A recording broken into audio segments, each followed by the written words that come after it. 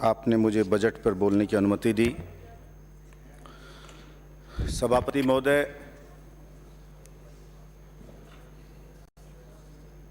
काफ़ी बरसों से जब थोड़ी समझ हुई तो कोई भी सरकार हो,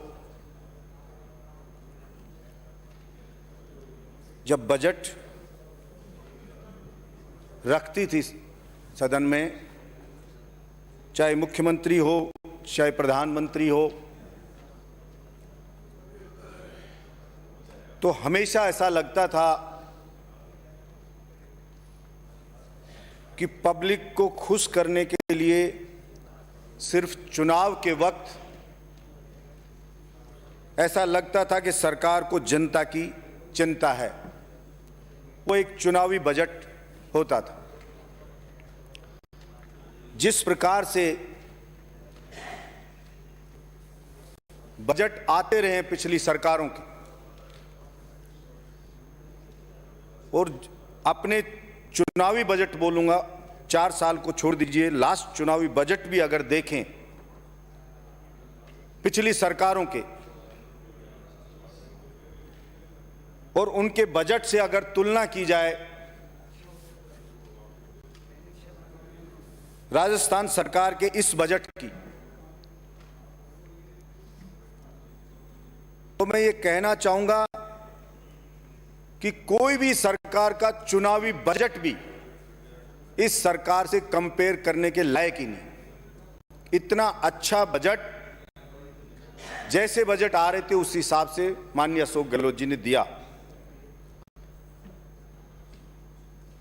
चाहे स्कूल की बात हो, चाहे कॉलेज खोलने की बात हो, चाहे अस्पताल खोलने की बात हो, चाहे नगर पालिका बनाने की बात हो, चाहे तहसील बनाने की बात हो, चाहे उप तहसील बनाने की बात हो, जो भी मैं समझता हूं माननीय सदस्य ने अपने क्षेत्र में घोषणा करने के लिए दिया, मोस्टली उन्होंने उसको पूरा किया। पिछले बजट में भी जो असंभव सी चीज लगती थी कि इतना कुछ नहीं मिलेगा, वो भी मिला। इस बजट में लगता था माननीय सदस्यों को, काफी सदस्यों को, कि ये चीजें अब नहीं मिलेंगी, वो भी मिली। अभी कोई चुनाव नहीं राजस्थान में, इन सबको देखते हुए जहां एक पूरा साल कोरोना में चला गया, जिसमें पूरा देश जाम रहा,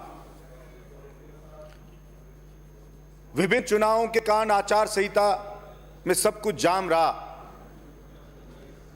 इन सबके बावजूद मैं तो इतना सा कह सकता हूं कि मेरे विधानसभा क्षेत्र में सिर्फ एक कुंड रोड है टूटी हुई, उसके लिए सभी बजट वगैरह सब दे रखे हैं, सिर्फ कंपनी की लापरवाही से नहीं बन रही है। अगर उस सड़क को बना दिया जाए तो पब्लिक ये बोलती है कि 50 साल में जितने काम नहीं हुए उतने 2 साल के अंदर काम है मेरी विधानसभा में विकास। ये आम जनता बोलती है। सभापति महोदय, इन सब के लिए मैं राजस्थान के मुख्यमंत्री जी को दिल की गहराइयों से धन्यवाद देता हूं, और ये प्रार्थना करता हूं कि जो भी बजट में घोषणा हुई है, इन्हीं सभी घोषणाओं को जमीन पे उतारने के लिए बहुत अच्छी मॉनिटरिंग की जरूरत है। और ये सारी की सारी घोषणाएं अगर जमीन पर उतरी तो निश्चित रूप से राजस्थान में बहुत ही अच्छा संदेश जाएगा और जनता को इससे राहत भी मिलेगी। सभापति महोदय, इन सब के बावजूद, जैसे मैंने पहले कहा कि सरकारें देश आजाद हुआ जब से लेकर अब तक, चाहे केंद्र की सरकार रही हो चाहे किसी भी राज्य की सरकार रही हो, उनके काम और उनके बजट से तुलना करें तो आपका बजट सबसे बेस्ट मैं उसको कहूंगा। लेकिन फिर भी मेरे कुछ सुझाव हैं, कुछ मेरी डिमांड है जो मैं रखना चाहूंगा। सभापति महोदय, कोरोना को आए हुए 1 साल हो गया। उस 1 साल में स्कूल में बच्चों ने एडमिशन लिया तो बहुत से तो ऐसे बच्चे हैं जो फर्स्ट क्लास में एडमिशन लिया, उन्होंने आज तक स्कूल को ही नहीं देखा।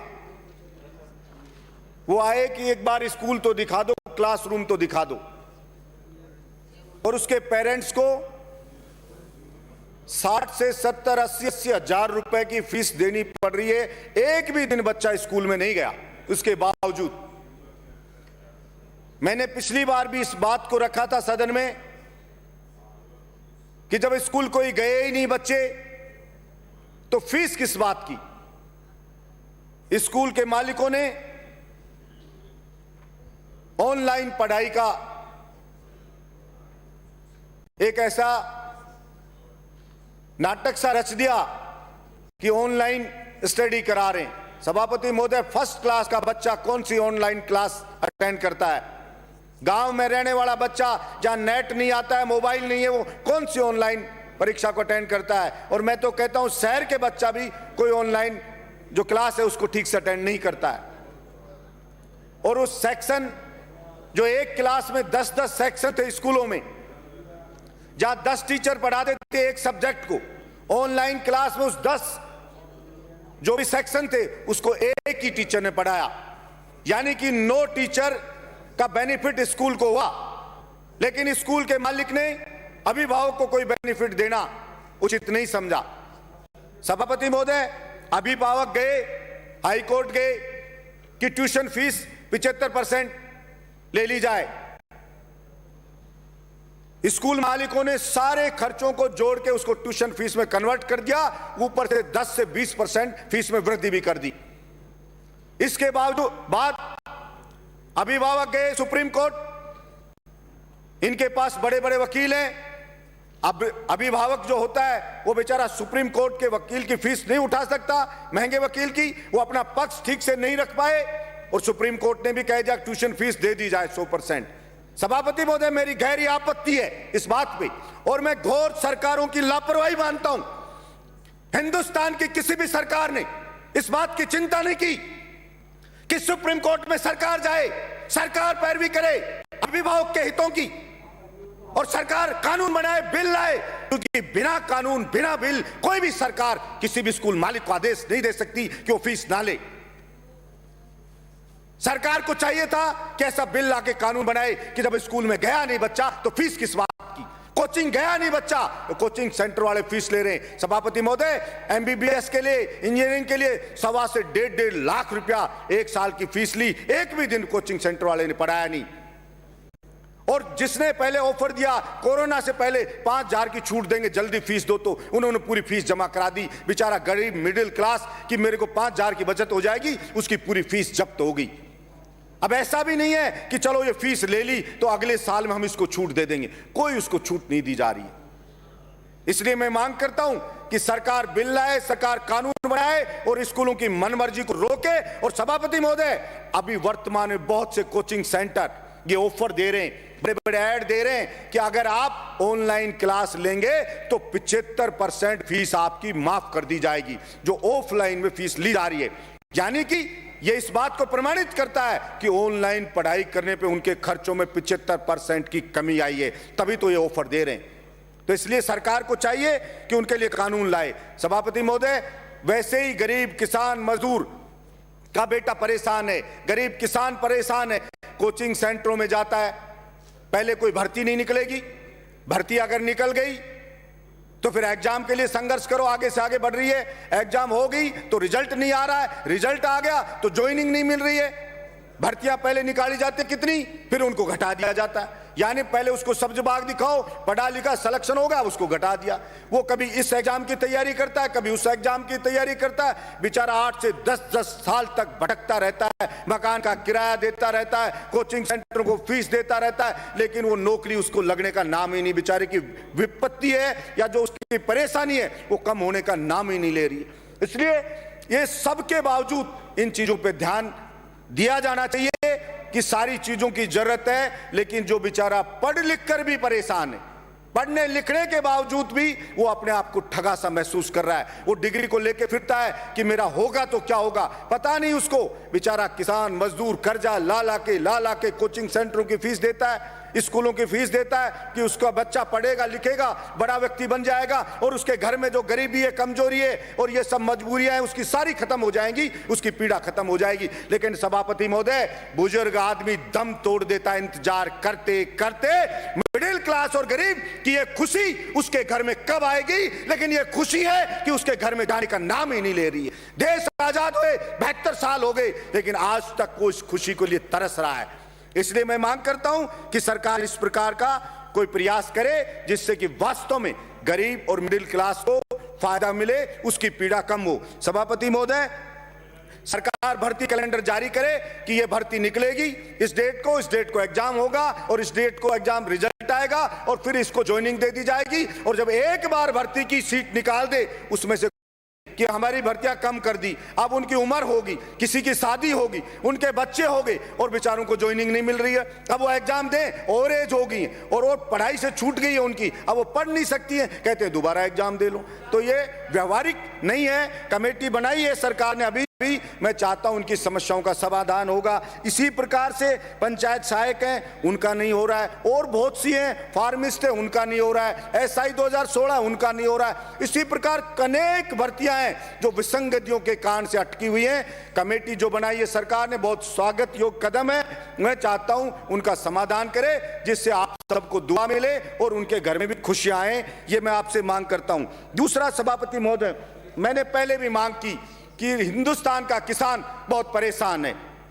बिजली के रेट बढ़ गए, खाद बीज के रेट बढ़ गए और कृषि के उपकरण हैं उन पे इतना टैक्स बढ़ गया, इतने महंगे हो गए, और फसल है जो उसको एमएसपी पे खरीदा नहीं जा रहा है। इसलिए मैं सरकार से मैंने मांग की कि सरकार चाहे और चीजों पे बजट घटा दे चाहे भले ही, लेकिन हिंदुस्तान का किसान, राजस्थान का किसान इस देश की रीढ़ है। इसलिए अगर रीढ़ मजबूत नहीं होगी तो भला शरीर कैसे स्वस्थ रह सकता है। इसलिए उस किसान को मजबूत करने के लिए, उसको राहत देने के लिए राजस्थान की सरकार किसान को खेती के लिए मुफ्त में बिजली दे, और जो गरीब है जिसके 200, 250, 300 यूनिट आते हैं बिजली, उस गरीब की बिजली को माफ करे सरकार, चाहे किसी भी फंड से बजट को काटे, लेकिन इनको राहत दे जो वास्तव में उनके घर में खुशी आएगी। इस बात की मैं मांग करता हूं सभापति महोदय। और किसान की फसल को एमएसपी पे खरीदा जाए, संपूर्ण फसल को खरीदा जाए, इस बात की भी मैं मांग करता हूं। और इस बात की भी मैं मांग करता हूं कि किसान को डीजल है, वो डीजल पे टैक्स कम करके किसान को कम कीमत के ऊपर, कम मूल्य के ऊपर उसको डीजल उपलब्ध कराए सरकार। सभापति महोदय, इसके बाद में मैं मांग एक और भी रखना चाहता हूं कि ये जो पुरानी पेंशन स्कीम जो थी उसकी मांग राजस्थान के कर्मचारी कर रहे हैं कि भाई पुरानी पेंशन स्कीम हमारी लागू की जाए। 2004 से नई पेंशन स्कीम लागू कर दी, उसमें यह होता है 10% कर्मचारी का कटता है, 10% राज्य सरकार देती है, और जब वो रिटायर होता है तो 60% वो सरकार उसको दे देती है, 40% रख लेती है कि ये जो NSDL है जो वो उसको शेयर मार्केट में लगाएगी 40% को। सभापति महोदय, उसको बेचारे को 4 से ही कटना चालू हो गया, और 4 है वो उसमें लग रहा है कि भाई ये इस महीने का कटा, ये 40% शेयर मार्केट में डाल देना, वो डाल रहा है, और वो बेचारा जब होता है तो उसका जो 60% है वो भी नहीं मिलता। सभापति महोदय, ऐसे ऐसे हिंदुस्तान में डाकू हो रहे हैं, कोई विजय माल्या लूट के भग रहा है, कोई नीरव मोदी लेके भग गया, पता नहीं कैसे कैसे नटवर लाल हो रहे हैं, और ये बड़े बड़े पूंजीपति अंबानी अडानी जैसे इन्होंने सरकारों को जेब में रख लिया है। तो अब वो NSDL निर्धारित करती है कि ये पैसा कर्मचारियों का कौन सी कंपनी के कौन से शेयर मार्केट में लगाया जाएगा। तो क्या ये उनको मैनेज करना इनके लिए मुश्किल काम है? इसलिए उस किसान, वो जो किसान का बेटा है, जो कर्मचारी है बेचारा, जो भी है सरकारी, उस बेचारे की मेहनत की कमाई को भी ये लूट लूट के ले जा रहे हैं। मैं मांग करता हूं कि पुरानी पेंशन स्कीम को लागू करे, सरकार पे कोई वर्तमान में भार नहीं आएगा, कोई भार नहीं आएगा, क्योंकि अभी तो कोई रिटायर होने नहीं, और 2000 करोड़ रुपए आपको देने पड़ रहे हैं हर साल। वो 2000 करोड़ देने नहीं पड़ेंगे। अभी तो कुछ कर्मचारी जो पैरा टीचर्स वगैरह जो जिनकी उम्र ज्यादा थी वो रिटायर हुए हैं, तो उनको पेंशन मिल रही है, कोई दूसरे हुए हैं, किसी को 1000 मिल रही है, किसी को 500 रुपए मिल रही है, किसी को 1200, किसी को 1500 मिल रही है। इसलिए सरकार सहानुभूति रखे। जिस प्रकार से पश्चिमी बंगाल की सरकार ने पुरानी पेंशन स्कीम रख रखी है, उसी प्रकार से राजस्थान की सरकार से भी मांग करता हूं कि पुरानी पेंशन स्कीम को वापस से सरकार लागू करे। और सरकार जो प्रतियोगी परीक्षाएं होती हैं, जब मैंने कहा जैसे पहले कि बेचारा अभ्यर्थी उसको 10-10 एग्जाम देने पड़ते हैं, उनकी फीस सभापति महोदय इतनी भारी भरकम फीस है कि जेट की जो फीस है 2800 रुपये फीस है,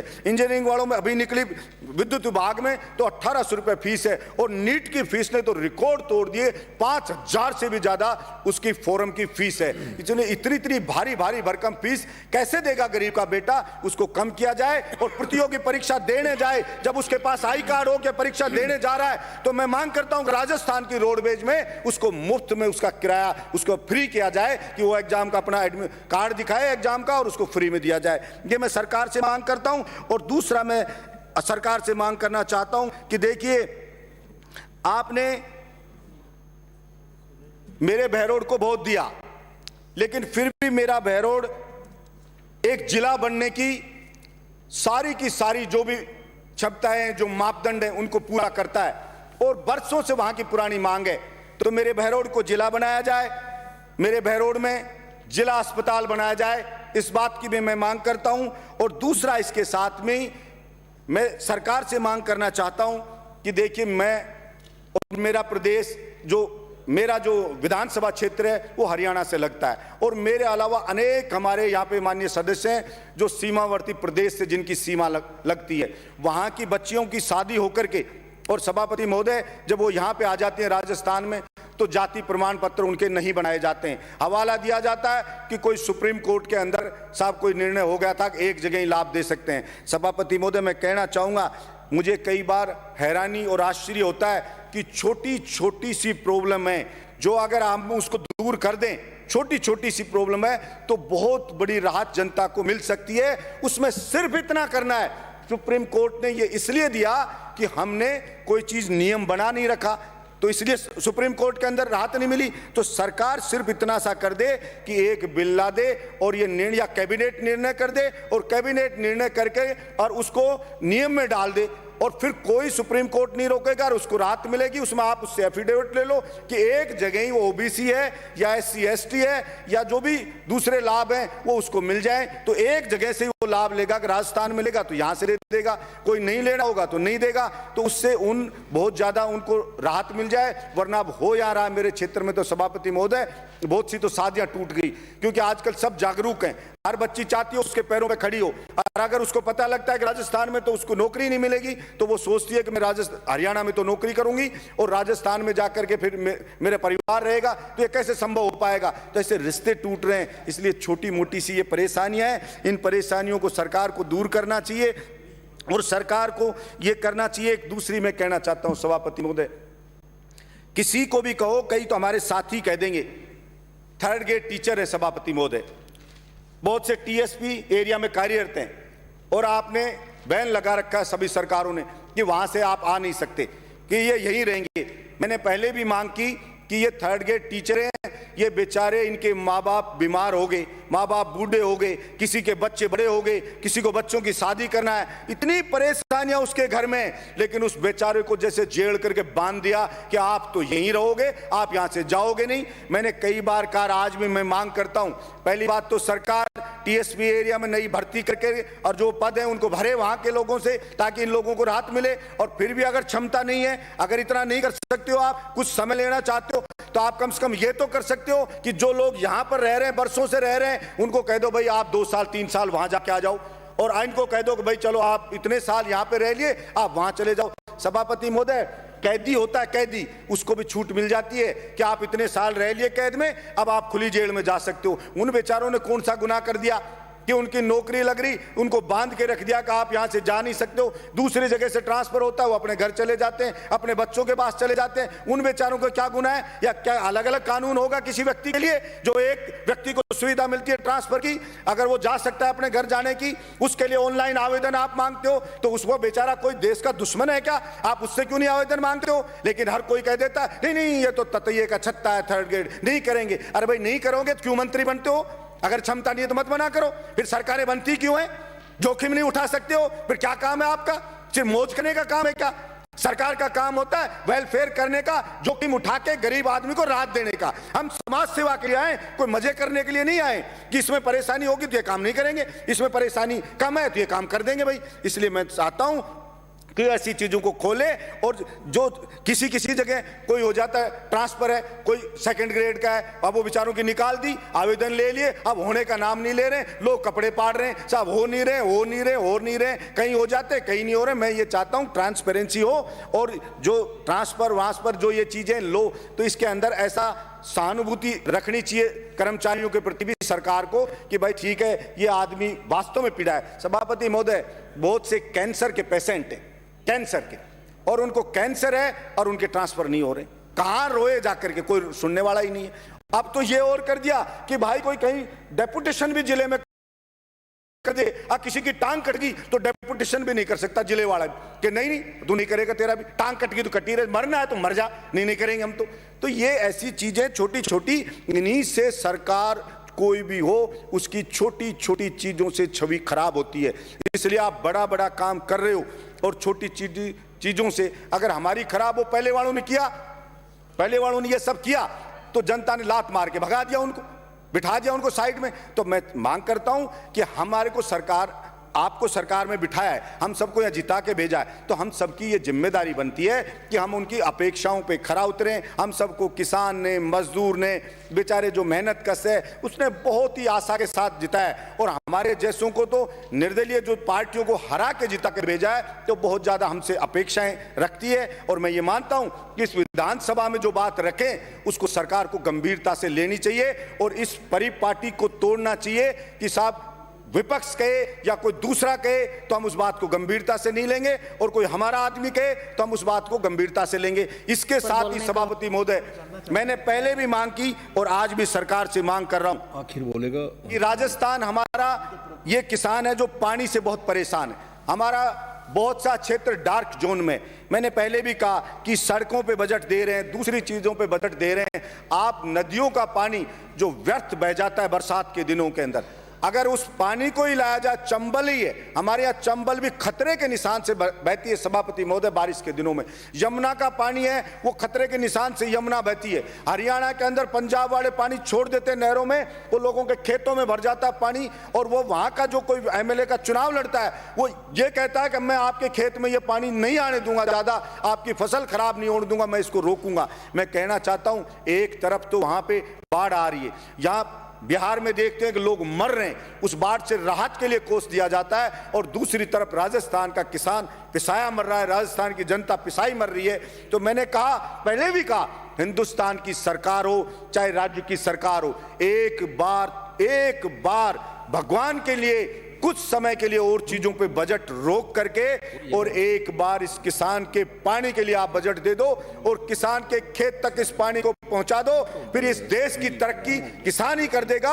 और जो किसान के बेटे हैं, बेरोजगार हैं, उनको आप रोजगार दे दो, किसान की फसल को खरीद लो, किसान को सस्ते दाम पे डीजल दे दो, किसान को बिजली मुफ्त दे दो, गरीब को बिजली मुफ्त दे दो, तो वो जब वो खुशहाल हो जाएगा सभापति महोदय, किसान खुशहाल हो जाएगा, मजदूर खुशहाल हो जाएगा, तो फिर अपने आप ही देश खुशहाल हो जाएगा। लेकिन यहाँ पता नहीं, मैं समझता हूं देश को खुश करने का मतलब सरकारें क्या समझती हैं। देश जो बना है वो यहाँ पे रहने वाले लोगों से सभापति महोदय देश बना है।